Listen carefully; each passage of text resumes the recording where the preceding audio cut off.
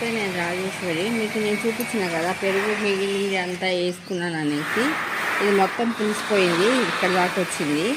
అయితే వంకాయ చెట్లకి, పూల చెట్లకి, మందారం చెట్లకు కూడా నేను పోసేసుకుంటా. ఇది మొత్తం ఇట్లా వేసినాక కలుపుకుంటా ఉన్నా.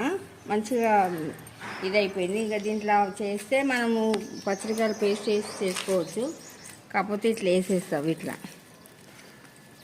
వంకాయ చెట్లకి.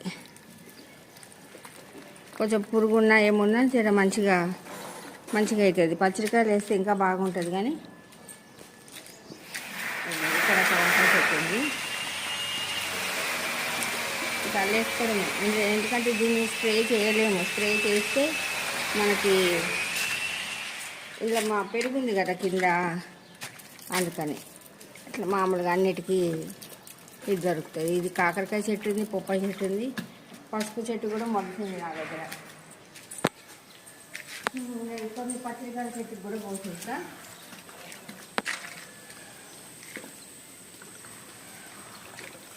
ఈ చెట్టు కూడా నేను మొన్న ఏం చేసినాను, ఈ విత్తనాలు పెట్టినాను. ఇందులో బెండకాయ పెట్టుకున్నా.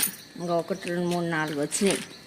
ఈ పచ్చడికాయలు కూడా వచ్చినాయి. ఇంట్లో కూడా వేసుకున్నా. పచ్చడికాయలు అన్నీ వచ్చినాయి.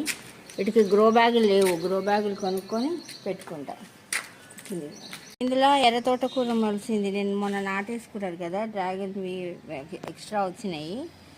తోటకూర కూడా ఉండేనేమో విత్తనాలు నాటుకున్నాయండి. ఏమైతే డ్రాగన్కి పువ్వు ఏం రాలేదు ఇంకా. ఇట్లా ఉంది. మొత్తం అయితే మంచిగా ప్రూమింగ్ అయితే చేసిన. ఆ ముళ్ళు తీసేసి ఎంట్రన్స్లో అంతా కట్ చేసినా. కానీ చూడాలి ఎన్ని కాయలు వస్తాయి అన్నది చూడాలి. ఈ గడ్డి నా వల్ల అవుతలేదు. ఏం చేసినా అవుతలేదు. అది పెరుగుతూనే ఉంది. మొన్న సగానికి సగం తీసినా మళ్ళీ పెరిగింది. అదైతే తీయనే లేదు. ఇంకా తర్వాత వర్షాకాలంలోనే మొత్తం తీసేసి మళ్ళీ ఫ్రెష్గా చేస్తేనే పరిష్కారం దొరుకుతుందండి. అదే చేస్తా. ఈసారి ఎన్ని కాయలు అవుతుందో చూడాలి దేవుడి దయతోని. ఇది మల్లె చెట్టు అండి. ఇది మంచి తీగ చెట్టే, కానీ నాకు ఒక్క పువ్వు కూడా కాలేదు. మళ్ళీ ఇక్కడ ఉండడం వల్ల అవుతలేదేమో. దీన్ని షిఫ్ట్ చేస్తాను నేను.